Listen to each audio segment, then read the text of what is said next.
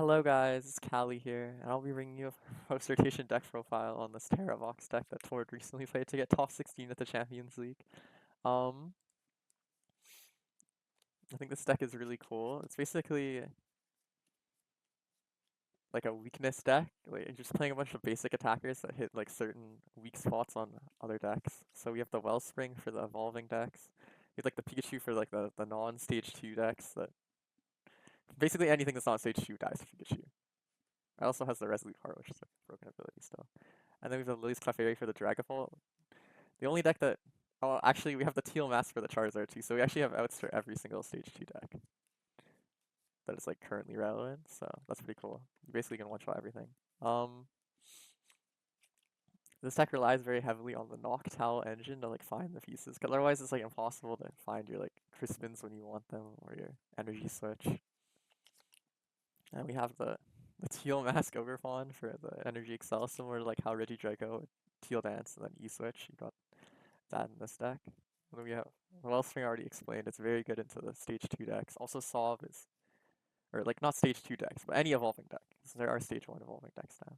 And then the Sov is very good into random slots too, which is always nice. And you play 2 of this card. Like normally pre-rotation you would play 1 of this card, but because there's no Hisuian Heavy Ball legal anymore, you have to play 2 because it's so essential to your game plan. And we have the 2 Fan Rotom, obviously just to get our Noctowls out. We have the Pikachu EX, already explained. Big damage, and Resolute Heart is a very good ability. We have Mew EX, just for added draw. The Lily's Clefairy for the Dragapult.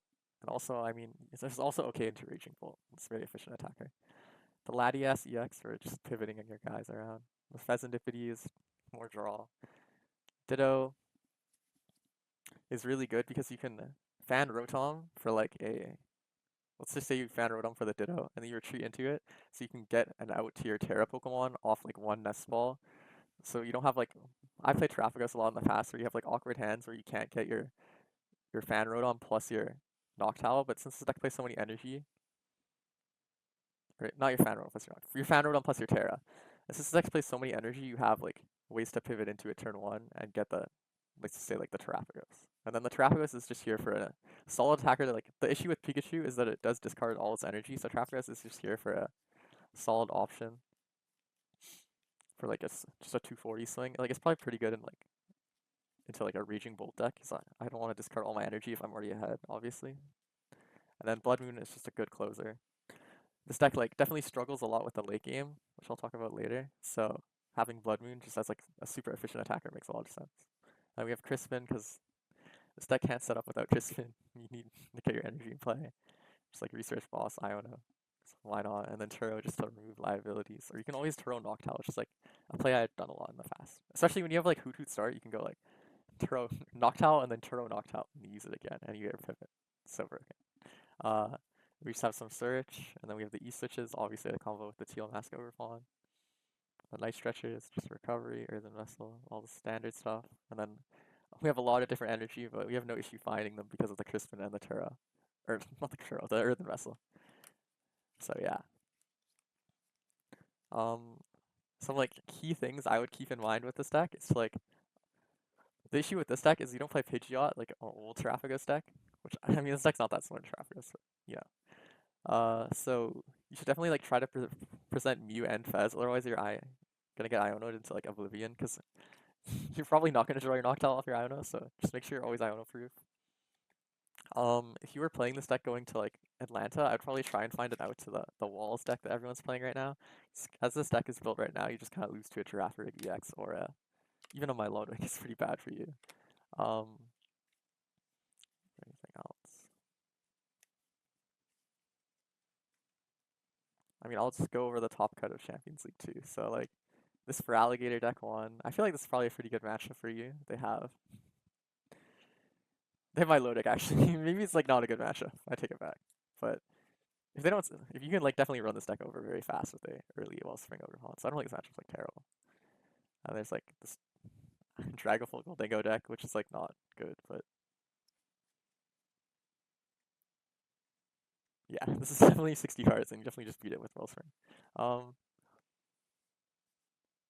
Blissey, free matchup. That deck is terrible. Walls, terrible matchup. And then Dragapult seems pretty good. You have the guy that one shots them, the Reklev area. Yeah. I don't know what this traffic of star deck is for this. I mean, Ogerpon is really good into the deck. And yeah, seems like all vibes. I'm definitely like eyeing up this deck for Atlanta because I just really like decks with Noctowl in them. So hopefully this deck is actually good. And I'm just hoping Walls goes down. So if you're playing this deck, just please find out for Walls. Otherwise, you will not have a fun tournament. Alright, sup everyone. So we'll be doing a VOD review of 2 of the games I played with the Tera box deck to give you like an idea on how it plays. So let's go. Honestly, I forgot what matchup this first game is, but it's either no spoilers, you know. Okay, so it's Dragapult. So this hand is very good.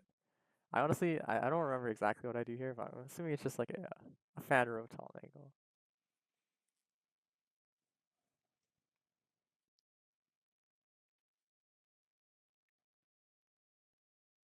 Yep. And then we have the turn 1 Latias, because we are whipping the Tera here, but this is why the Ditto is so good in the deck. Because you can Latias, or you can turn 1 fan rotom for your Ditto, which allows you to obviously get your Tera in play. I mean, I'm pretty lucky to have the Latias here, but also like you can always use an energy retreat, which is honestly like not having energy in this opening hand is like the only thing that I would honestly complain about in this hand. Which is like perfect. Also, I grab no, that's different. And I'm just gonna pre-attach Sparkling Crystal here. Okay, I probably should have pre-attached Sparkling Crystal here because like it gets punished by Iono. I don't know how many Ionos Dragapults are playing, but there's no more Lost Vacuum anymore, so you can't really get punished for like pre-attaching it. It's like a slight misplay, but it should be fine. My opponent's probably just gonna do some standard shenanigans.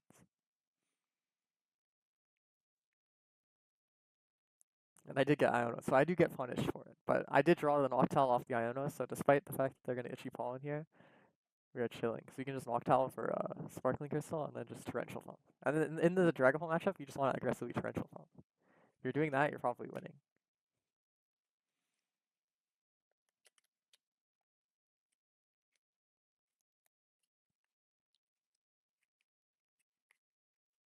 Top deck of the grass is, it doesn't really matter.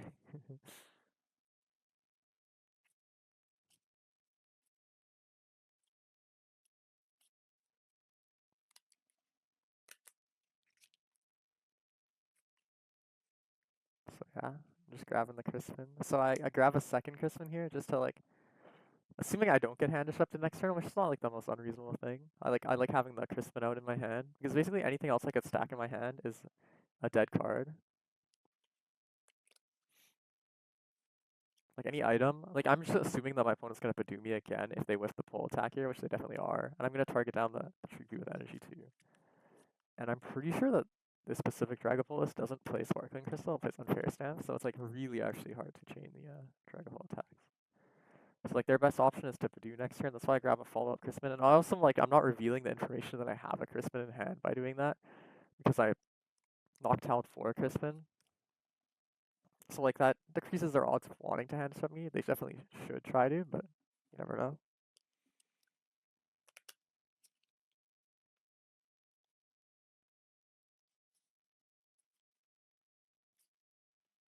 But like even if you take a 2-6 lead in this matchup, which happens a lot of the time they can just stick you with late game disruption in the end. So you want to try and play like as hard around disruption as you can in this matchup. Like this game, I just didn't really have any ways to play around it. But other games you'll have like more options to do stuff turn 1 or other spots.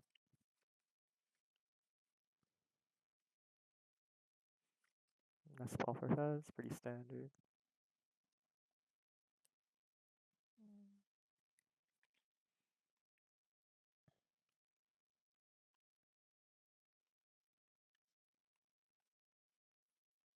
Yeah, my opponent's gonna stretch her for the Badoo back, just to Badoo me again. Hope that I whiff the second torrential pump. But I already have it in hand, obviously.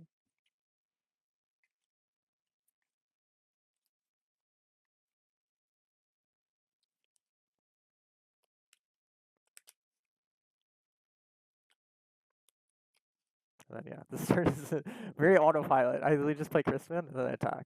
And I also like grabbing the water here is technically incorrect because I showed a metal earlier. I shouldn't have showed that I had the water in deck. But I mean that kind of stuff doesn't generally matter. But it is something that can like technically punish you throughout the game. So technically you should always grab the same energy off your Crispin that you showed the first time, assuming that you're using torrential pumps, so they're just getting shuffled back in the deck.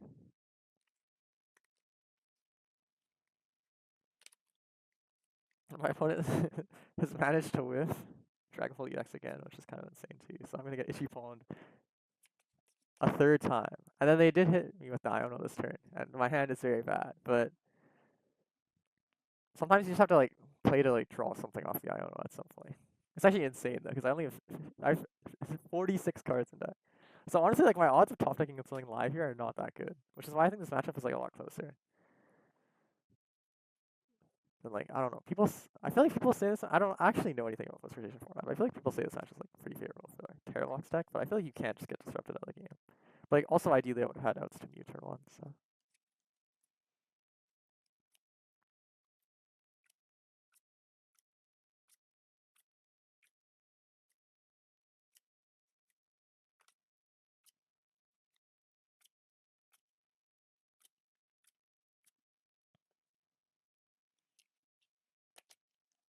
like an ideal top deck here would probably be like a Noctowl or a research, something to let me play the game. Well, actually the ideal top deck's always Crispin here, but some like other decent top decks are like Noctowl, research, Mew, something that's basically anything that lets me draw. But there's like so many dead cards in my deck. There's like so many energy, especially. I feel like I'm gonna sit here and pass a couple turns, but I'm like also okay with passing for like I'd say at least 2 turns here. It's okay.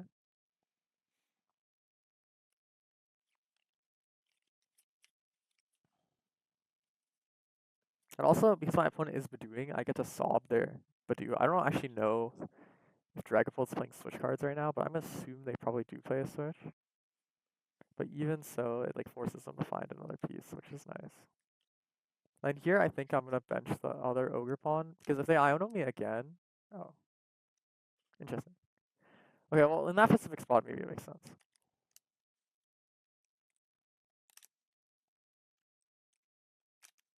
I guess like the odds that I get Ionoed again are very low, and they can't use Unfair Stamp because of what turn it is.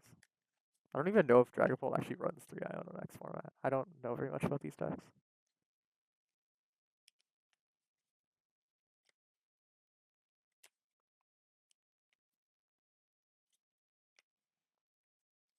We'll see if my opponent even hits the Phantom Dive here. I think like ideally for them, not having Radzam in this situation is just so bad. So they could like Radzam kill my Hoot at least if they were Phantom Diving this turn. Now they have to like pop a Clops to kill it. You definitely want to eliminate the Hoot for that.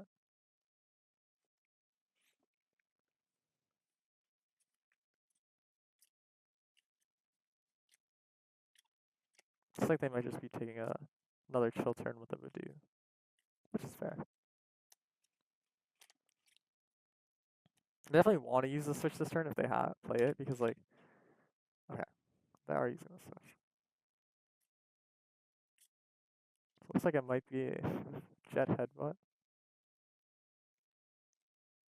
Okay, it's a Jet Head, which is interesting. I mean, I'm assuming they chose to do that because they want to save their Dusknoir for like later. If you kill Badoo, Dusknoir is obviously useless. So. Here, I think I will bench the Wellspring because I don't want. If I bench Wellspring here, I'm protected from both my Teras ever dying because there's no more Radzam in this format. And like, if I get Ionoed again, which is like, if they pop Noir, like there's a decent chance they try to Iono me again. So I'd just rather have the Terra in play. Especially since I played the Area Zero, they played their Artisan. I don't know how many stadiums this deck plays. I'm not that experienced with this format, but I would imagine they only play 1 or 2. So I feel like my Area Zero is pretty safe to stick and play.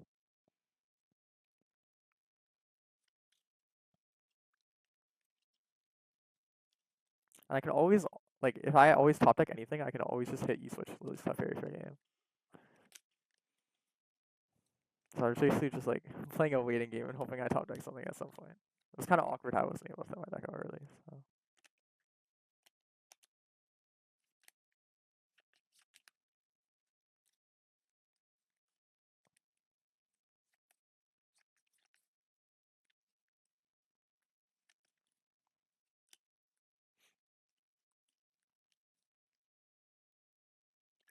there's a boss play. I'm assuming my opponent is bossing my Wellspring to play around Festivity, which makes sense, but also would have hated to see a boss kill on the Hoo-Hoo here.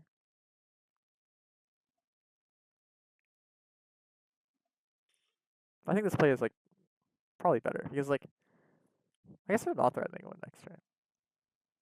Oh, Rad Sound. 160. I wouldn't even be game with Rad Sound. Still needs to attack twice.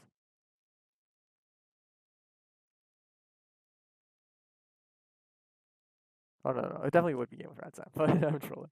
Well, I have game in hand here with Noctowl for the Vessel plus a E-switch.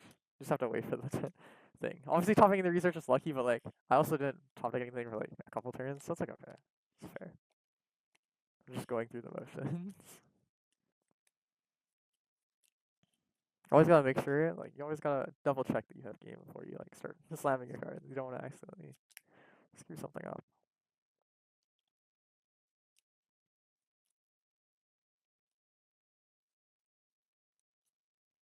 And then pawn cycle into a. I don't even know what this Lily's Clefairy's attack is. It's just Raikou, but I don't know what the name of it is. And this showcases like how powerful Lily's Clefairy is too. Very cool card. Being able to one-shot Dragapult is something that they don't expect, or like their deck isn't really built to handle. All right, sweet. All right, so we got another game. This one's against Zoroark. I wanted to showcase it against like one of the new decks. You can have like a battle of the new decks. People are always more excited to watch those. So in this game, I I opened the Ditto. I want to see like okay, actually the rest of my hand is pretty powerful too. And like the main strategy in the Zoroark deck is just attack with your Wellspring early and then attack with your Ogerpon late because they're weak to it. Just like my opponent started the Zekrom, which I don't know if that's bad or not, but I'm assuming you'd rather Sword Zorua. And they actually whiffed a turn one Zorua as well, which is like definitely really rough. You definitely want to see that turn one.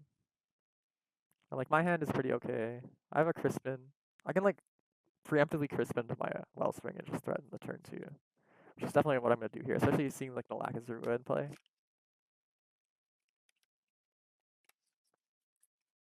It looks like I'm just thinking about how to go about this. Probably start with the transformative start, just check the prices.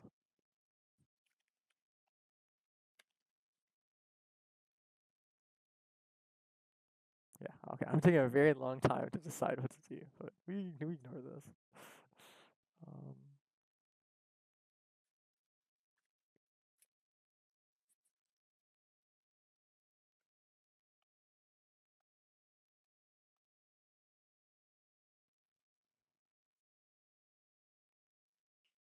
okay, there we go. I don't know why it took so long. Obviously, I mean, I think I should definitely transform it to start it first, but it doesn't really matter. I'm just gonna do like a little bit of a prize check here. The only thing that I'm like whiffing from this board that I want is a teal mask Ogerpon, but it's like okay to not have that turn one.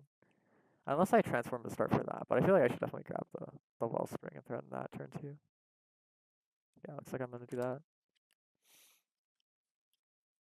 And then you can always preemptively play the Crispin. I think my Psychic, or my, no, okay, no, my Water isn't dead.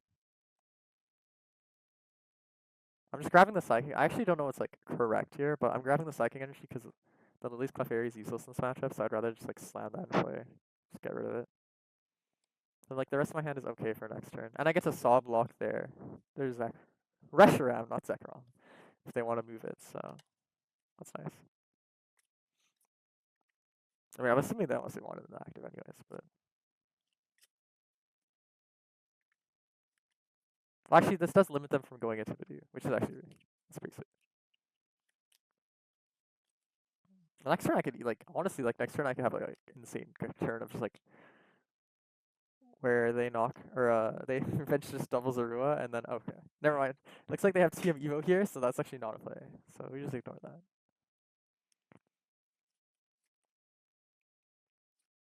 Like, here, I'm probably just gonna go for a, Noctowl for boss. Plus Nest Ball. Just kill both Darumaka. The Darumaka's They're not like super threatening in this matchup, but I don't love losing my Hoots, and like if I can just eliminate that from play. Oh, it looks like I'm gonna go for a pawn cycle first, which I actually don't know if I agree with this, but like ideally I establish double pawn here, but like maybe my thought process here is probably like I want to pawn before I Noctowl just to see that card, which I don't hate the idea behind. I was probably just gonna find boss Nestball. Nestball could also find Mew EX here, to be honest. My hand is like not super strong. I think either would be like a solid choice. A second pawn, because like a lot of the time the Zoroark deck will just start targeting your pawns once they have Zoroarks in play, because they know that you can't one shot their Zard or Zoroark otherwise. So I think I'd like to see second pawn, or actually I don't know. There I honestly would have hate. No, actually. Like Mew here, I guess I get to restart for 1-2. This is decent value.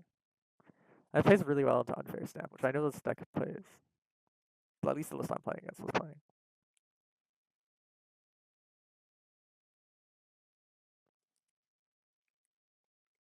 So I just killed double Darumaka. That that's eliminated for at least a turn, which is nice.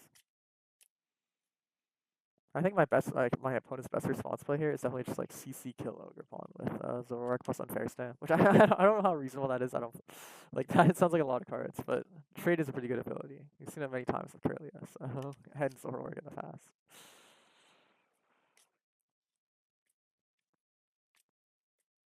Honestly, yeah, having Fez plus like double Zorua or Zoroark, kind of insane. Back in like the Zoroark format, you had so much less draw.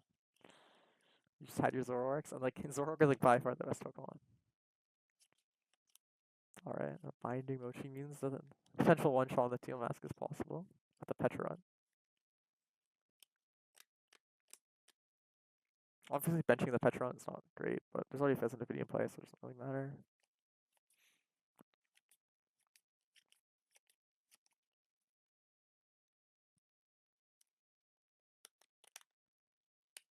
Yep, there's the Petron. I'm assuming it's probably going to lead into an Unfair Stamp. Nope, an Iono. Also makes sense. Looks like this hand I drew off the Iono is very strong too for next turn. I'm going to establish a second pawn. And maybe some other stuff.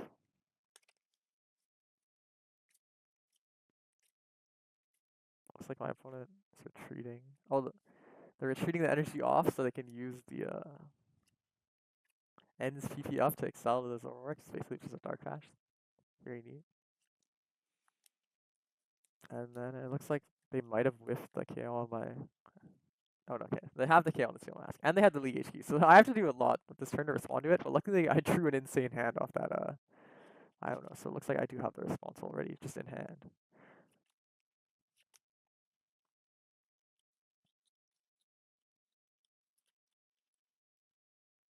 So I'm assuming this Noctowl is probably... I'm probably going to start off with a Nest Ball for pawn. Because I'm always going to use the pawn. So I should see the card off the pawn first.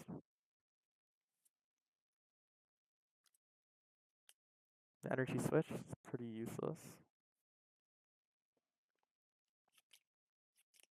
I'm assuming here I'm going to get area 0 plus... I'm going to grab Sparkling Crystal, which is... I'm assuming I'm grabbing this just so I can attack with the pawn this turn without having to like stress some weird stuff. Because Zoroark is weak to grass, so... Also, like, using the Sparkling Crystal like this doesn't really matter, because I can always Blood Moon for game on other stuff, plus I always have Ogerpon as an auto win. Ideally this turn I also draw another Ogerpon, but that's asking for a lot, so I don't know. Or like, not another Ogerpon, but a Nitriture to get the other Ogerpon back. And then here I'm just attaching and then E-switching so I can restart for max value. I feel like the E-switch at this point in the game is pretty useless, so... And that Wellspring can technically always win me the game with a Torrential Pump killing Darumaka and... Or Darmanitan or Darumaka plus the ends Reshiram. And yeah, just like pawn KO. My opponent also has to find their response KO, and I think this deck only plays one binding emoji, so I actually don't know if there's a way for them to one-shot my Ogerpon. I guess I think it plays Defiance Band, so they would need End Star Manatan plus Defiance Band plus energy on their Zoroark. Just like that's definitely a fair amount of cards.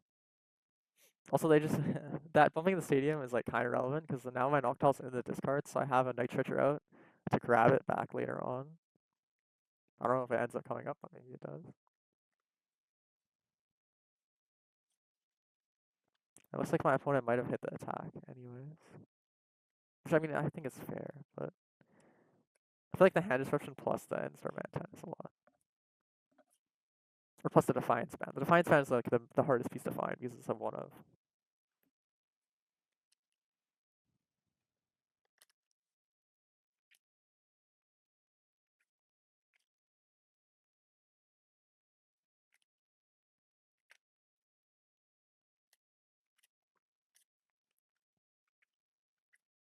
And it looks like my opponent actually whiffed the knockout.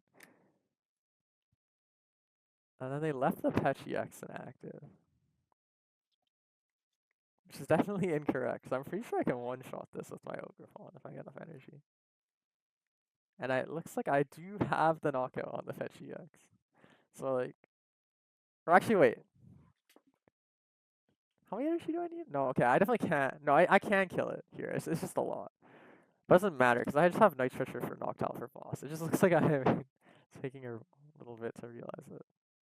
Probably like tunnel visioning on something else. I think leaving the Fetch here is actually valid.